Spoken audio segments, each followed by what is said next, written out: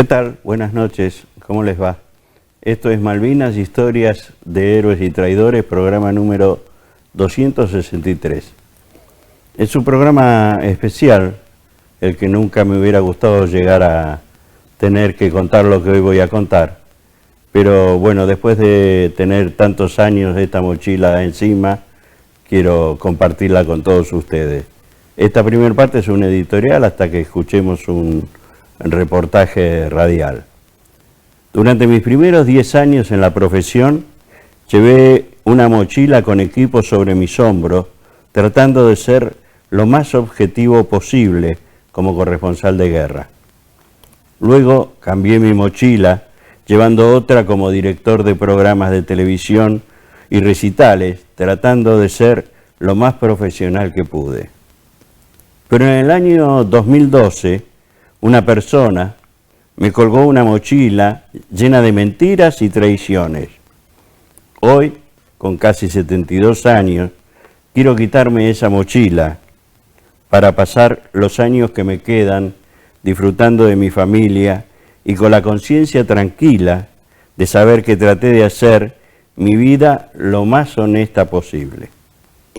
Durante la Guerra de Malvinas traté de capturar la realidad y esa patriada emprendida por 35 millones de argentinos. Publiqué un libro en 1983 de fotografías porque veía la injusticia y las acusaciones que sufrían los que estuvimos en las islas. 41 años después pude concretar la publicación de mi segundo libro.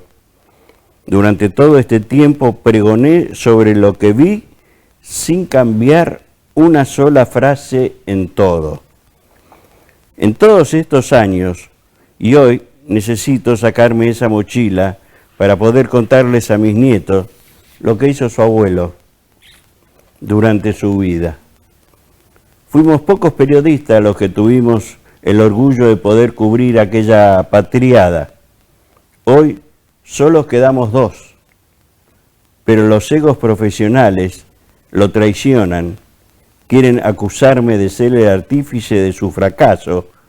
En este audio de un reportaje radial escucharán las falacias y las acusaciones que no solo hace contra mi persona, sino que trata de ensuciar a otros colegas que nada tienen que ver con esta historia. Lamentablemente, este personaje no quiere reconocer que fue la cara visible de la televisión argentina y que él trabajaba para un canal estatal intervenido militarmente y que solo contaba lo que el canal le ordenaba. Los años pasaron y sus relatos fueron modificando de acuerdo a su popularidad, sin darse cuenta que lo que contaba lo estaba plasmando en los libros y muchos argentinos le creyeron. Durante la dictadura todos fuimos investigados. Hasta se publicaron varios tomos de la investigación Rattenbach. Nunca pudieron acusar a la agencia Baypress de nada y a mi familia no le descubrieron nada. Pero él no puede decir lo mismo, ya que sus acciones no solo pusieron en tela de juicio su reputación, sino que además su esposa fue investigada y hasta controlada en cada uno de sus movimientos. Podríamos haber sido un equipo histórico que contara cada uno sus vivencias desde el lugar que le tocó cubrir, pero él eligió el camino equivocado, el de la traición. No me interesa hacerle juicio, ya que todos sabemos que no estaré vivo para cuando se llegue al final del juicio. Y tampoco merece que gaste mis ahorros para pagar abogados, que lo único que lograrán es quitarme el dinero. Por eso que quiero compartir con ustedes, primero, este audio de un reportaje que le hacen por radio, cuando quieran. Y vamos para Malvinas, Nicolás. Ese mes de abril, digamos, sería un ir y venir continuo de periodistas. Si no estoy mal informado, vos fuiste primero con Eduardo Rotondo como camarógrafo, después estuviste con Alfredo Lamela, que te acompañó hasta el final. Marcos Novo fue otro de los ayudantes de tu equipo. Iba y venía un montón de gente, y hasta que cuando fue el momento, digamos, que se cortó la ira de periodistas y quedaron grupos reducidos. Ahí que quedó vos y tu equipo, quedó como decía la gente de Telan, que eran los dos medios oficiales, ATC y Telan, y creo que Rotondo era el único equipo que no era de un medio estatal, digamos, de los que quedaron ahí en Malvinas. Bueno, acá hay un grave error. Rotondo era del medio superestatal. Rotondo era agente de inteligencia del Servicio de Inteligencia del Ejército, que usaba como fachada una empresa trucha llamada Bypress. Yo no fui con Rotondo, yo fui del inicio con Alfredo Lamela. Lo que pasa es que en una oportunidad en abril, mi productor me encargó de que haga con Rotondo una nota para la cadena NBC de Estados Unidos. Y después yo estaba con mi camarógrafo, Rotondo estaba solo, no había un periodista, un agente de inteligencia disfrazado de periodista, y entonces él andaba cerca de nosotros, y cuando nosotros grabábamos él ponía el micrófono. Pero nada que ver, nosotros éramos civiles y él pertenecía a ejército. Durante el mes de abril, como te comentaba, entraban bandadas de periodistas, pero nadie se quería quedar, no porque no se lo permitieran, porque yo soy testigo, por ejemplo, como Menéndez le ofreció al corresponsal de guerra con carnet, Corbellini Rosende, que se quedara, y le respondió: no, soy más necesario en Comodoro Rivadavia. Y yo ni siquiera tenía carnet de corresponsal de guerra. Eduardo Smith, otro corresponsal de guerra de Canal 11, tampoco se quiso quedar. Un periodista de Antena 3, que ahora es muy famoso, no se quiso quedar. Y hace unos años le pregunté: che, ¿por qué no te quedaste? Yo pensé que no iba a haber guerra. Bueno, una respuesta un tanto extraña. Quizás después del 23, cuando se cerró el bloqueo, habrá habido periodistas que querían entrar y no los dejaron, no lo sé. Pero los que sí pisaron Malvinas tenían el ofrecimiento de quedarse y no quisieron. Estamos en Mañanas Urbanas, recordamos, charlando con Nicolás Casanseu. Él es periodista y estuvo en Malvinas. Bueno, creo que esto que acabamos de escuchar no hace falta hacer ningún tipo de comentario. Me gustaría saber cómo hace una persona para disfrazarse de periodista. Pero lo que él no se acuerda es que él publicó libros, y los libros quedan registrados para siempre. Este es el primer libro que él publicó en el año 1983. Está, por supuesto, lamentablemente despegado porque es muy viejo. En su página 74 cuenta: el camarógrafo Eduardo Rotondo lo comprobó personalmente. Volvía caminando desde Cable and Wells y pasaba frente a la casa del gobernador. Un disparo desde el otro lado de la bahía le pasó tan cerca que se tiró cuerpo a tierra junto con un conscripto que estaba en el mismo lugar. No fue el único caso, bla, bla, bla, bla. A ver, imagínense ustedes, yo tirándome cuerpo a tierra con 2 cámaras de foto, una mochila, la cámara de video. Bueno, en ningún momento yo nunca hablé de este tema. Nos vamos a la página 181 y estoy enumerando las páginas porque el que tiene el libro lo puede leer tranquilamente. En otro sector, los gurkas cumplieron su misión de carne de cañón. Le abrieron paso a los ingleses pisando campos minados, lo hacían sin ningún problema, contaban con equipos especiales. Un conscripto del Regimiento 7 que se había replegado hasta Puerto Argentino nos contó que no les importaba en lo más mínimo lo que estaban haciendo, cantando. Algunos hasta corrían sin armas y con equipos de audio Walkman. Escuchaban música, tenían los ojos desorbitados y baba en la comisura de la boca. Vi a uno que se tiró dentro de un pozo, sacó una chaveta de granada y se disparó y le explotó. La risotada voló hecho pedazos junto con nuestro camarada. No tomaron un solo prisionero. A lo largo del día sábado hablé con una veintena de soldados del Regimiento 7 que aseguraban en forma unánime haber visto que las tropas británicas pasaron a deshuello a todos los heridos y que intentaron rendirse, y también a los que sorprendieron durmiendo. Bueno, por supuesto que esto es una mentira, solo lo contó en el año 82. Imagínense que los Gurkhas no entraron en combate, hay un solo muerto que los ingleses registran como fallecido del grupo de los Gurkhas, pero esto vendía, por eso que publicaba eso.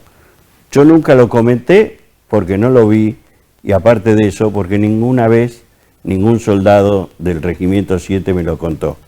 Y vamos a la parte del número 189 de este libro. Dice: con los periodistas de Telam habíamos llegado a la conclusión que debíamos evitar caer en manos de los ingleses. Lamela y yo así lo decidimos para ahorrarle angustia a nuestra familia. Pero los telamitas hacían hincapié en que ninguno de nosotros tenía credencial de corresponsal de guerra. Hacían hincapié en que ninguno de nosotros tenía la credencial de corresponsal de guerra. A pesar de que a lo largo de más de 50 días solicitamos en distintas oportunidades que se nos otorgaran tal documento, nunca lo obtuvimos. García Maló aseguraba que al estar en medio del campo de batalla, sin poder acreditar nuestra condición de corresponsales de guerra, estábamos expuestos al peligro de ser tratados como espías. Él sería, según nuestro estatus, el único de los periodistas protegido por una credencial de corresponsal de guerra, que era el camarógrafo Eduardo Rotondo, y no corría ese peligro, añade. Bueno, ustedes imagínense, acá primero certifica que no era corresponsal de guerra. Para ser corresponsal de guerra tendría que haber hecho el curso que mostramos hace 2 programas atrás. Segundo, que ustedes imagínense que yo estaba en el frente de combate y andaba con la credencial en la mano mostrándole a los británicos que yo era corresponsal de guerra. Este fue su primer libro. Su segundo libro fue en el año 2007, ya un libro mucho más voluminoso, con muchas fotografías que él dice que le robaron y que nunca pudo hacerse de ellas. Sin embargo, este libro tiene todas fotografías, ¿sí? En la página 50 le hace un reportaje al sargento Sarasa y resulta que omite que este reportaje yo era su camarógrafo y él estaba usando el micrófono de limón. Eso sí, en la foto muestra de que yo no figuro al lado de él trabajando. Nos vamos a la página 63. Habla bien del coronel Seineldin, y esto sí lo quiero leer, porque esto después va a traer toda una historia posterior. Disculpen la desprolijidad, pero bueno. Dice: Mohamed Ali Seineldin gozaba de gran prestigio entre los comandos. Era el oficial más antiguo de esa especialidad y había instruido a muchos de ellos, así como entre las tropas en general. Sabía mantener en alto la moral de sus soldados, durando siempre el ejemplo. Vivió en un pozo, se embarraba, comía lo mismo que los reclutas, y cuando comenzaban los bombardeos se ponía de profeso al descubierto para subrayar su desprecio por el peligro. En Malvinas el turco hacía permanente profesión de tradicionalista y antimarxista. Sin embargo, en la posguerra cambió su postura. Acá habla de que el coronel Seineldin estaba junto a sus soldados, estaba en el pozo del zorro con los mismos soldados, comía lo mismo que ellos, y cuando eran atacados, él salía del pozo para que los soldados vieran de que tenían el valor que él les había inculcado. Nos vamos a la página 74. En la página 74 hay una fotografía muy llamativa. Hay un helicóptero Chinook con una ametralladorista. Este helicóptero era de la Fuerza Aérea, entonces la ametralladora no estaba atrás, estaba de costado. Pero la historia de esta foto, para la gente que recuerda las imágenes que pasó ATC en el 82, el día que sacó esta fotografía, este artillero cumplía años. Nicolás Casansegüe estaba arriba del helicóptero con una torta y mientras el ametralladorista disparaba, él le cantaba el feliz cumpleaños con la torta. Esto también se vio en la televisión argentina. En la página 89, y lo quiero leer porque la semana pasada hablé de los Rambos, ¿sí? Dice, el cabo de la Fuerza Aérea Carlos Gómez luce su aspecto de Rambo. El enano Gómez sobrevivió a los bombardeos en el aeropuerto tan solo para caer asesinado a manos de delincuentes comunes en 1997. Acá ya empezaba a hablar de los Rambos de Malvinas. Y no había Rambo. Todos combatieron por igual. Nos vamos a la página 95. Y acá hay una foto que yo no la había visto y ahora revisando en los libros la encuentro. Nicolás Casansegüe está sentado, ¿sí?, encima de una antiaérea de la Fuerza Aérea y dice, tratando de aprender cómo funciona un cañón antiaéreo hispano-suiza ante la mirada escéptica de los artilleros de infantería de Marina, Manrique y Manuel Centeno. De frente sonriente el camarógrafo Eduardo Rotondo, en el extremo izquierdo de espalda mi camarógrafo Almedo Lamela. Bueno, yo estoy detrás de él y le estoy diciendo, no hagas esto ni te saques una foto, porque desde el momento que empuñás un arma, te convertís en un espía por ser un civil. En la página 96 muestra un reportaje hecho a dos isleñas. Bueno, en esta fotografía él dice que estaba con la mela y sin embargo la foto lo muestra con la camperita chiquita y con el famoso micrófono de limón. Esta foto la sacamos cuando fuimos a hacer la prueba para la cadena ABC y no NBC. Nos vamos a la página 121, donde muestra en un dibujo el Hércules que está despegando del aeropuerto y que un misil lo persigue. En realidad no es un misil, es una bengala, pero para los que saben de historia, saben de que las bengalas tienen una distancia máxima de 1000 metros y desde Dos Hermanas hasta el aeropuerto había 22 kilómetros. Ahora me voy al último libro, ¿sí?, del año 2012, donde la mayoría de los protagonistas estaban muertos, el coronel Seineldin y el capitán Robacio. El único que quedaba vivo era yo. Bueno, en este libro, primero, me acusa de que yo preparé todo un argumento para desprestigiarlo, porque él vendía cigarrillos, mientras yo con mi hombría de bien filmaba. Fuimos a buscar al soldado al Chaco y el soldado no nos conocía a ninguno de los dos. Sí, pero bueno, esa fue la mochila que me puso. Después cuenta en este libro que el coronel Seineldin, con el Regimiento 25, nunca entró en combate y que el Regimiento 25 solamente una sección entró en combate.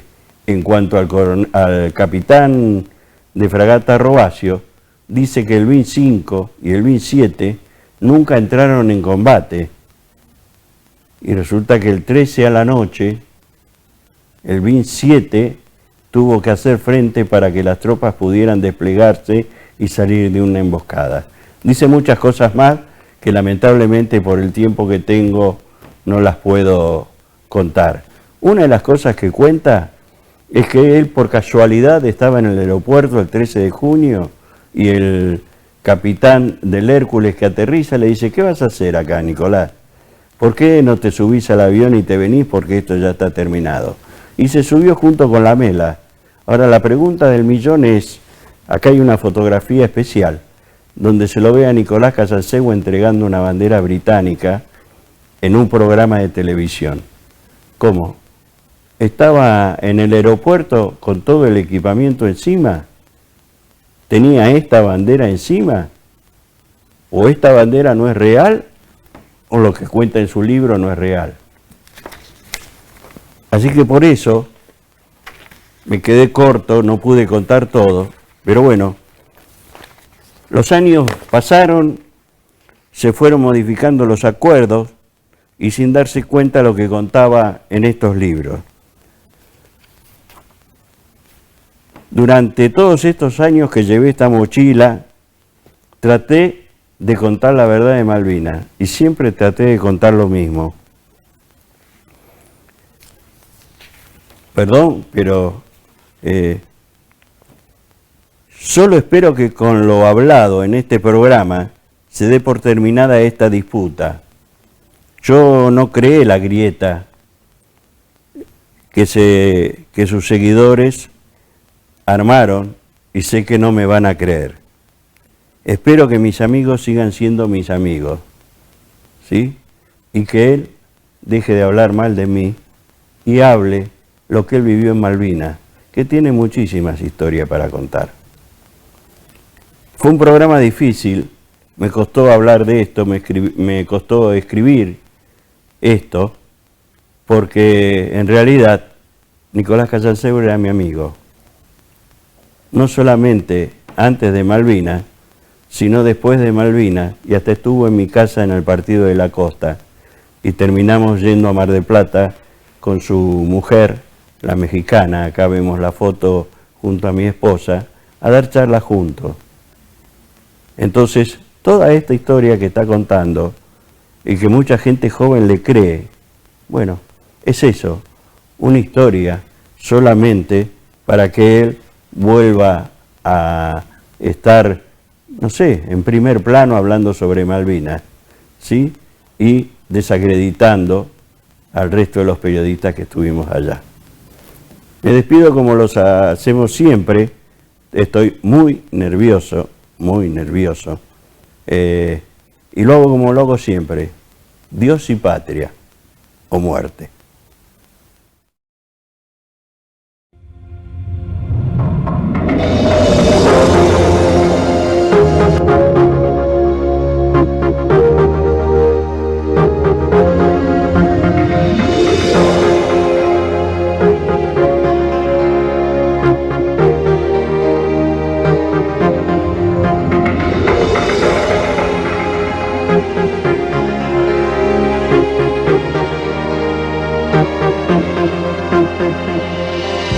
Medalla en el pecho, clavada en el corazón, y una visión de Dios, de celeste y blanco, navegando entre los mares.